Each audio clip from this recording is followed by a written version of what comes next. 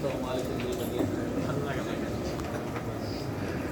প্রশ্ন হলো, যদি কোনো লোক শিরক, বিদআত, জিনা, খুন, খারাপি, দুনিয়ার সমস্ত গুনাহ করার পর তওবা করে, তাহলে তার তওবা কি কবুল হবে? প্রশ্ন শুনেছেন, বলছেন যে কোন ব্যক্তি শিরক করেছে, কুফরি করেছে, জিনা করেছে, নাউজুবিল্লাহ খুন করেছে, আর যত কাবিরা গুনাহ করেছে, তো তার কি গুনাহ মাফ হবে? অবশ্যই মাফ হবে।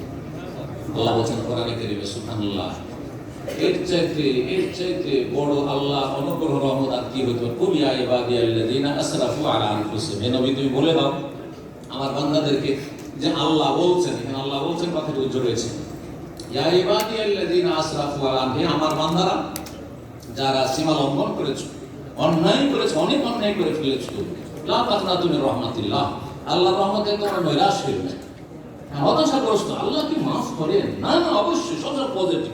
আমি একটা কথা সবসময় বলি, সবসময় আপনি আল্লাহ সম্পর্কে সুধারণা রাখবেন, আল্লাহ মাফ করবেন, আল্লাহ রহম করবেন, আল্লাহ বুঝিয়ে দেবেন, আল্লাহ আমাকে সুস্থ করবেন, আল্লাহ আমাকে জান্নাত দেবেন, সবসময় পজিটিভ। নেগেটিভ কখন? অসুস্থ হয়েছে মরে যাবে, আর বাঁচবো না, খবরদার, এগুলো মুসলিম জীবনে কিন্তু ভালো কথা। আল্লাহ ওইগুলি কিন্তু করে দেবেন। বালা মুসিবত আসলে না, অবশ্যই রাত হয়েছে দিন হবে, রাত হয়েছে দিন হবে, সবসময় মনে রাখবেন। লা তাকনাতু মির রাহমাতিল্লাহ, আল্লাহর রহমতে নিরাশ হইও না। ইন্নাল্লাহ ইয়াগফিরুয যুনুবা, আল্লাহ সমস্ত জামিয়ান পর্যন্ত সমস্ত গুনাহ আল্লাহ মাফ করতে পারে।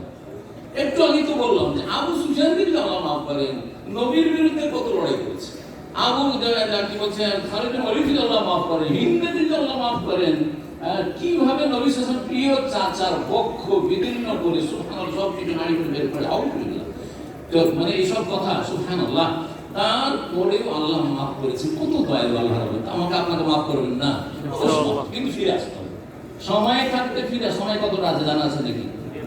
পাবেন ফজর পর্যন্ত, এখনই ফিরে আসেন। তরিকা হচ্ছে এখনই ফিরে চলে আসেন। তুবু ইলাল্লাহি জামিয়ান, ফাফিরু ইলাল্লাহ। দেখেন, মানুষকে ভয় করলে বা পশু পাখিকে ভয় লাগলে মানুষ উল্টো দিয়ে পালায়, তাই না? আর আল্লাহকে ভয় করলে কোন দিকে পালাইতে হয়? আল্লাহর দিকেই পালাইতে হয়। আল্লাহ কোরআনে শিক্ষা, ফাফিরু ইলাল্লাহ, পালাও কোন দিকে? আল্লাহর দিকে। আল্লাহর ভয়ে আল্লাহর দিকে পালাও, এটা হচ্ছে সৃষ্টি আর স্রষ্টার পার্থক্য। আল্লাহর দিকে পালাও, আল্লাহর দিকে পালাও। আল্লাহ তৌফিক দান করুন।